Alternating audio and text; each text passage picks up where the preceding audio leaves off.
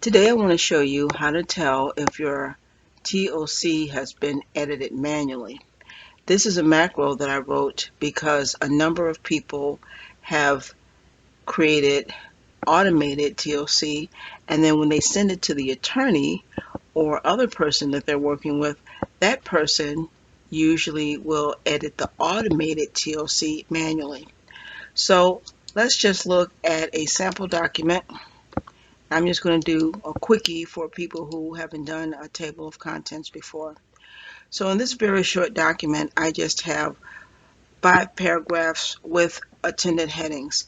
What I usually do is I turn on Show Styles so that I can see the styles as they will be displayed on the left side of the page. And then I click on Apply Style to show the styles that are available. So here, I'm just going to click in Preliminary Statement and apply Heading 1. And you can see that heading 1 has been applied. I'm going to do the same thing with background. Apply heading 1, and then for the argument 1 and 2, I'm just going to apply a heading 2.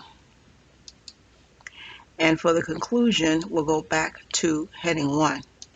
Now, one thing I want to show you about this setup, I also have something called the navigation pane. And the navigation pane is really convenient for helping you to see a bird's eye view of your document even before you have a table of contents in it. I'm going to press Control Home and go back to the beginning of the document and turn off styles for a minute. Now I'll go to References and ToC Gallery. I never use the automatic ones at the top. I always use Custom Table of Contents because that way you have more control. Now, even though I have applied heading 1 and heading 2 only, leaving at the default of 3 will not hurt anything because there is no heading 3. It doesn't hurt. So I'm just going to click on OK. And now we can see that we have all of these headings, and these represent the automated table of contents. One way that you can tell that it's automated, if I press Control click on background, it takes me to that location. I'm going to click on back to go back to the table of contents. If I Control click on conclusion, it takes me to that location. Now I'll click on back to return to the table of contents. Now, the only reason I'm showing you this on something so short is so that you can see the basic concepts. Another thing that I like to do with this particular setup, you can see more of what's going on in your document. So here I've got heading 1, and I like to use keep with next because that's going to keep the heading with the following paragraph. So I'm going to click on keep with next, and then I'll click on update style. And what that does is it applies the keep with next to every heading that has a heading 1. It's kind of hard to see what edits are being made this way. Also, if you notice, I'm not going into the style menu. I'm doing this directly on screen.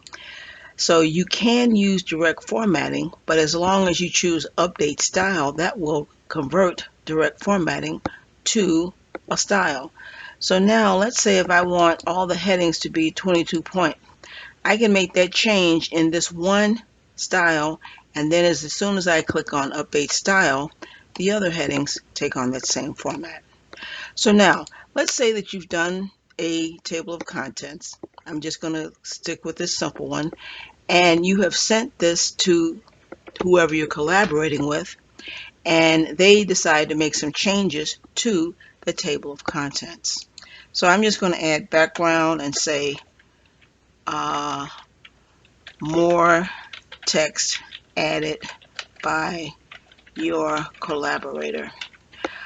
I've seen this happen so many times. That's the reason why I did this. More text. And with this one, let's just turn on the highlight.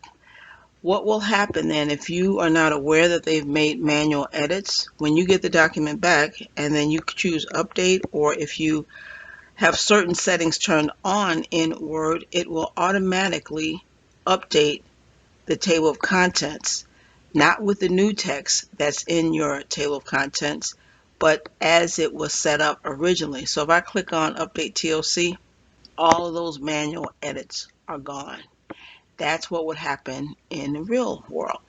So One thing that you could and should do is tell whoever you are collaborating with that they should edit the document,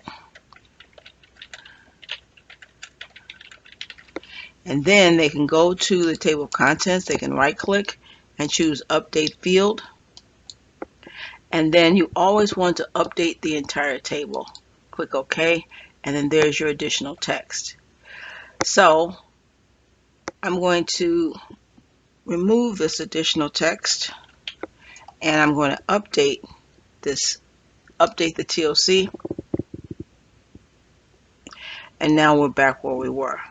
I also want to save the document for the next demo. Let's just leave it as that. So now what I'm going to do is I'm going to pretend that I have sent this document to the other party, and they have made additional edits to the table of contents. And let's just put in some text for the conclusion as well. More text goes here. So what I have here, I think it's under essentials. Nope, it's under cleanup. I've got code called ToC compare. So I'm going to run ToC compare. It asks, do you wish to run the ToC compare macro? Yes. And the purpose of this macro is to identify manual edits made to the table of contents.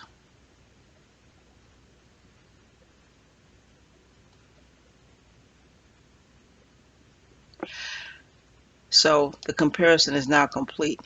This is how you can tell if your collaborator has made manual edits to your automated table of contents. This is such a widespread problem, I decided to just do this. It doesn't make any changes to your original. If you notice, this says comparison document.